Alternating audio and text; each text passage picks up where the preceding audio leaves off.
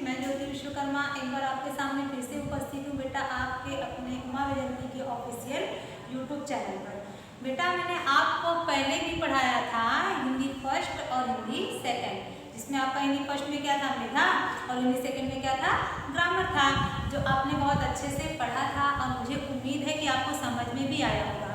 सबसे पहले मैंने आपको हिंदी फर्स्ट की बुक से क्या लिया था, यहाँ की हिंदी फर्स्ट की बुक मेधा है, उससे मैंने आपका पहला चैप्टर लिया था कविता, और मैंने ये भी बोला था कि मेरे बच्चों को कविता पढ़ना बहुत पसंद है, इसलिए मैं आप लोगों को कविता पढ़ाने जा रही हूँ।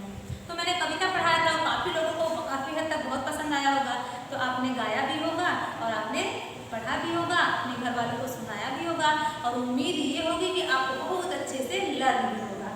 तो उसके बाद मैंने नेक्स्ट वीडियो बनाया आपका व्याकरण भी आपने पढ़ा, आपने समझा। काफ़ी लोग जो है बेटा ग्रुप में जो भी होमवर्क दिया जाता है उसको भेज देते हैं, आप वीडियो देख रहे हैं उसके बाद भी आप अपना होमवर्क करके नहीं भेज रहे हैं, तो मुझे बहुत ही निराशा होती है कि मैं इतनी मेहनत कर रही हूँ, मैं यहाँ से पढ़ा रही हूँ, मेरे बच्चे घर पे बैठ के आराम कर रहे हैं, कोई कुछ नहीं कर रहा है। तो अब उम्मीद है मुझे कि आप बहुत चाव से मेरे वीडियो को देखेंगे, बहुत ही प्यार से, प्रसन्नता से, और क्या करेंगे आगे जो भी मैं पढ़ाऊंगी अच्छे से समझेंगे, और जितना भी होमवर्क है सारा करके क्या करेंगे भेजेंगे। तो आप देखिए आज मैं इसी चीज़ में इंटरेस्टिंग बनाने के लिए आपको इसी कड़ी में आपको और ज़्यादा इंटरेस्ट आए, आपको और ज़्यादा मजा आए, आपको और ज़्यादा खुशी मिले, मैं इसी कड़ी में आपको कविता के बाद सीधे किस पे लाई हूँ, कहानी। मुझे लगता है कि आपको कविता से ज़्यादा कहानी सुनना ज़्यादा रोचक लगता होगा, है कि नहीं? सबको पसंद है, क्योंकि मैं कई बार क्लास में जाती हूँ, आप कहेंगे मैम जब भी मन उबेगा आप कहेंगे मैम कहानी सुना दीजिए, प्लीज़ मैम कहानी सुना दीजिए। तो मुझे पता है कि मेरे बच्चों को कहानी पढ़ना बहुत ही पसंद है। अब देखिए कहानी के लिए मैं यहाँ पे कुछ फिगर बनाई हूँ, मुझे चित्र वित्र बनाना आता नहीं है, आपको बहुत अच्छे से पता है मैं हिंदी की टीचर हूँ, मुझे ये सारी चीज़ें आती हैं, लेकिन मैं थोड़ा बहुत मैंने किया है, मैं थोड़ा आपको समझाने का प्रयास कर सकती हूँ इससे, इसलिए मैंने इसमें हाथ बना दिया, मुझे कोई बताने वाला नहीं मिला, ना ही बनाने वाला। तो उम्मीद है कि आप समझ जाएंगे और मेरी इन गलतियों को हो सकता है आप मुझसे भी अच्छा बनाते हैं, तो मार्क करेंगे और आप समझने का प्रयास करेंगे। तो जल्दी से आप जाइए और मेधा की बुक लेके आइए और फटाफट बैठ जाइए और चैप्टर 2 पढ़ना शुरू कर दीजिए। चैप्टर 2 आपका मैंने यहाँ पे देखिए पार्ट 2 लिख दिया है, जिसमें आपका सुंदर कौन। देखिए आप देखते हैं जो आपको खाने वाली चीज़ें बहुत सुंदर लगती है, आप तुरंत सोचते हैं इसको मैं लेके खा लूँ। आपको जो देखने में बहुत अच्छा लगता है वो कहेंगे आप मैं इसको तुरंत ले लूँ। कपड़ा जो अच्छा लगेगा आप सोचेंगे मुझे तुरंत मिल जाए। तो जो अच्छी इंसान को लगती है, सब हर व्यक्ति जो उसको अच्छा लगता है सब वही चाहते हैं, लेकिन वास्तव में क्या अच्छा होता है इस कहानी से हमको सीखने को मिलेगा कि हमारे लिए क्या अच्छा है, जो हमें देखने में अच्छा लगता है वो अच्छा है, जो हमें नहीं दिखाई देता है फिर भी हमारी भलाई कर रहा है वो अच्छा है। तो आपको इस कहानी से सीखने का मौका मिलेगा, मैं आराम से सुनाऊंगी, आराम से आप पढ़िएगा और धीरे धीरे समझने का प्रयास करिएगा और सीखने का प्रयास करिएगा। तो देखिए सुनिए, कपिला वन में एक बारहसिंहा रहता था। आप सभी ने बुक खोल ली है ना? अगर बुक खोल ली है तो ध्यान से पढ़िए और सुनिए। कपिला वन में एक बारहसिंहा रहता था। एक दिन की बात है कि वह घूमते घूमते वन की दूसरी ओर निकल गया। अब उसे प्यास सताने लगी। किस वन की बात है? कपिला वन की बात है। एक बारहसिंहा था, मैंने आपको बारहसिंहा बनाया है। बारहसिंहा जो है उसकी सींग जो है 12-12 होती है, बहुत ही सुंदर सींगें होती हैं। इधर 12 सींगें रहेगी, इधर 12 सींगें रहेगी, लंबी लंबी, बहुत अच्छा लगता है उसको देख करके, आपको भी अच्छा लगेगा, जैसे लगेगा वो हिरन है, बहुत लंबी लंबी सींग होती है। वो क्या करता था, वो कपिला वन में रहता था। एक दिन की बात है, वो घूमते घूमते वन में दूर निकल गया। अब उसे प्यास सताने लगी। तो आपको प्यास लगेगी, जंगल में आप जा रहे हैं तो आपको भाई मन करेगा कि पानी पी लूँ, तो क्या करता है बारहसिंहा इधर उधर पानी ढूंढने लगा। तभी उसे एक सरोवर दिखाई पड़ा। सरोवर साफ पानी में लबलबा भरा था। सरोवर में तालाब, देखो मैंने यहाँ पे तालाब बनाया हुआ है, आपको हो सकता है पानी ना पता चल रहा हो, लेकिन मैंने बनाया है तो आप समझिएगा कि यही आपका पानी है। अब ये आपका बारहसिंहा घूमते घूमते इस तालाब के पास आया तो उसने क्या देखा, पानी भरा हुआ है, एकदम साफ है, उसमें जरा सा भी कुछ नहीं दिखाई दे रहा, एकदम चमक रहा है। आप देखते हैं जब बाल्टी में पानी भरते हैं, बाल्टी में कुछ नहीं रहता तो आप अपनी परछाई को ऐसे जब उसमें झाँकते हैं तो आपका फेस दिखाई देता है ना, आपका जो चेहरा है इस पानी में दिखाई देता है। तो बारहसिंहे को भी प्यास लगी थी और पानी एकदम साफ था।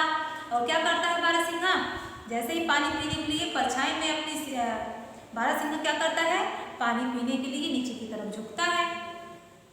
साफ सरोवर जब पानी भरा था उसमें क्या करता है बारहसिंहा पीने के लिए ऐसे झुकता है। देखो इसमें झुकता है। उसके बाद बारहसिंगा मन क्या देखता है कि वह सोचने लगा, वाह मैं कितना सुंदर हूँ, मेरे सींग तो बहुत ही सुंदर है, ये तो पेड़ की डालियों की तरह चारों तरफ से फैले हैं, वाह क्या बात है। अब देखो उसको बड़ा घमंड हुआ, बड़ा अभिमान हुआ कि मैं तो कितना सुंदर हूँ, मेरे पास इतनी लंबी लंबी सींगें हैं जो पेड़ की डालियों की तरह है, इतनी लंबी लंबी निकली हुई हैं, मैं तो इस संसार का सबसे सुंदर जीव हूँ, मुझसे सुंदर तो कोई है नहीं। परछाई में उसने अपने आप को देख लिया, मन ही मन बड़ा खुश हुआ, खूब प्रसन्न हुआ, उसकी खुशी का कोई ठिकाना ही नहीं रहा। बारहसिंगा मन ही मन खुश हो गया था कि उसकी नज़र अपने पैरों पर गई।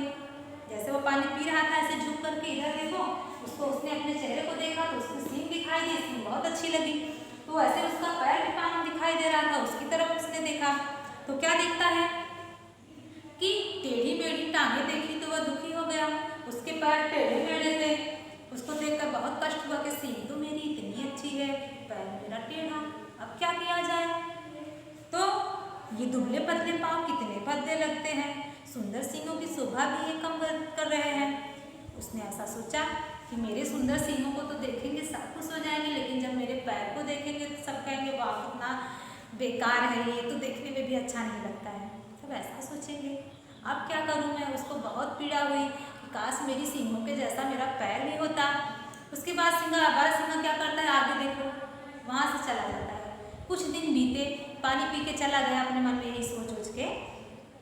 तो बारहसिंगा एक मैदान में घुसकर घास खा रहा था। अब देखो इधर मैदान है, ये देखो इधर घास है, ये बारहसिंगा घास खाने आया था। उसे कुछ खटका, कुछ आवाज़ सुनाई दी। उसने देखा कि जंगल के कई पशु इधर उधर भाग रहे हैं। उन्हें देखकर बारहसिंगा भी भागने लगा। भाई जब सारे भाग रहे हैं तो बारहसिंगा तो भागेगा, तो वो भी भागने लगा।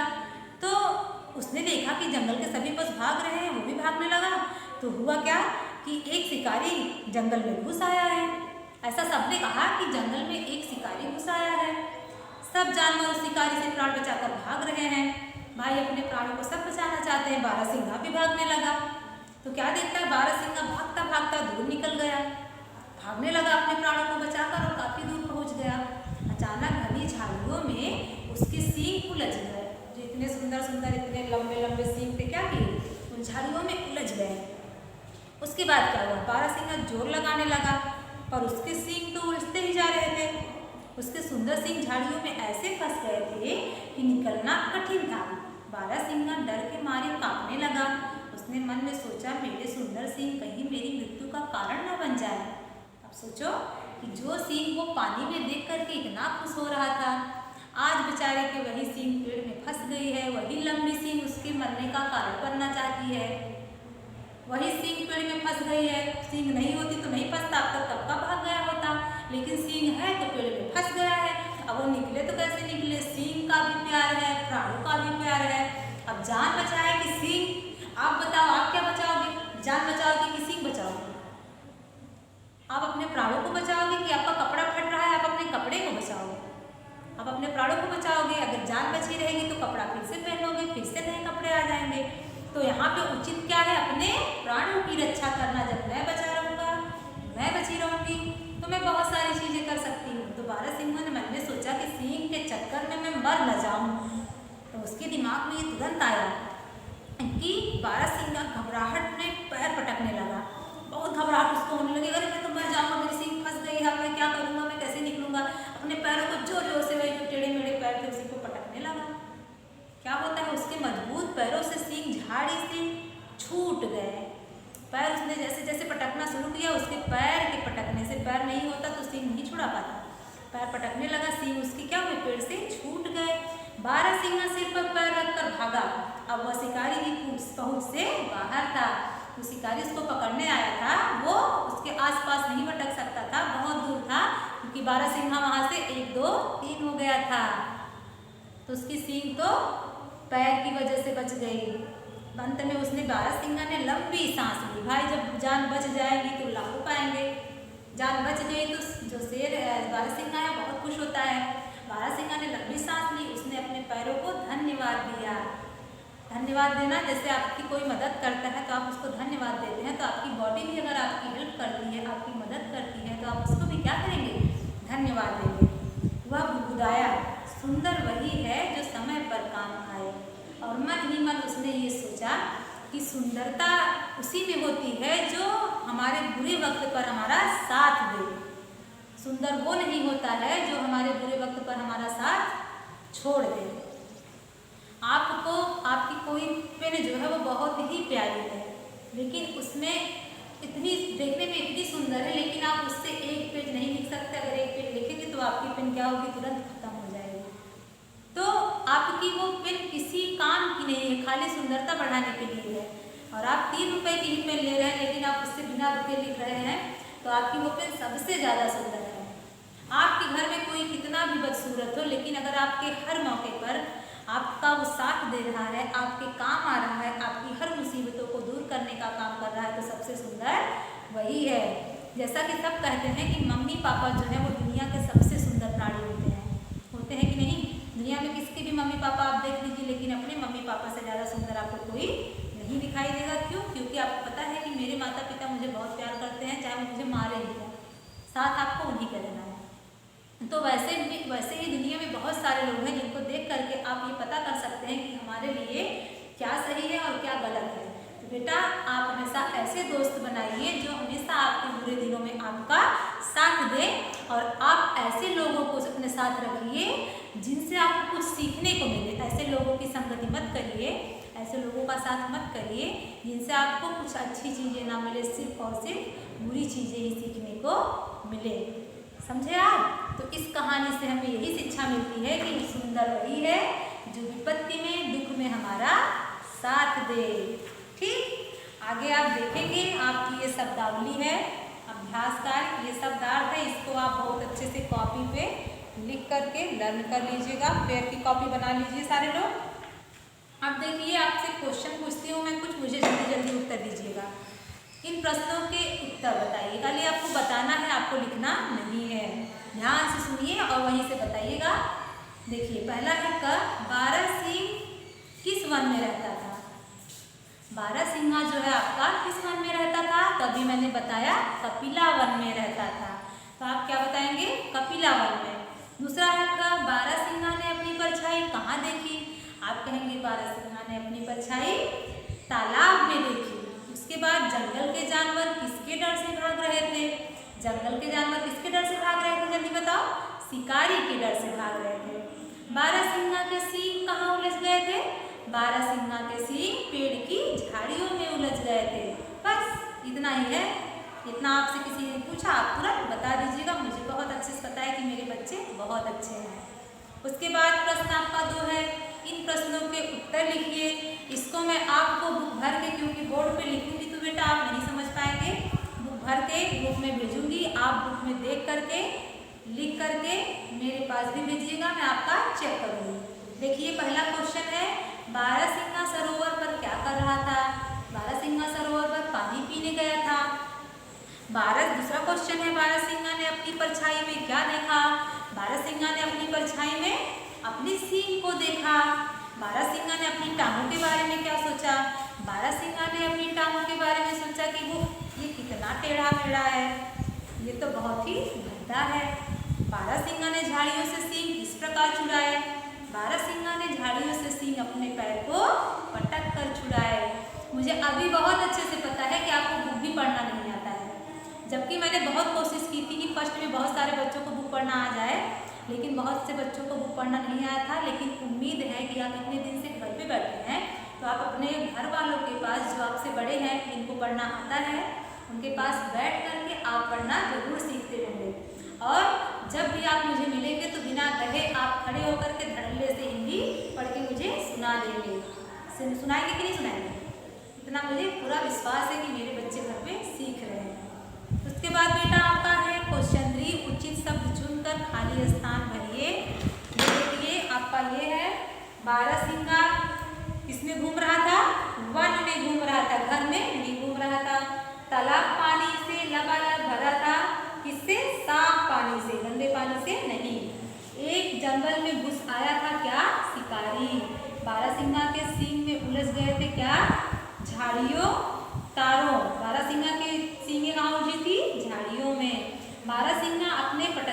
क्या?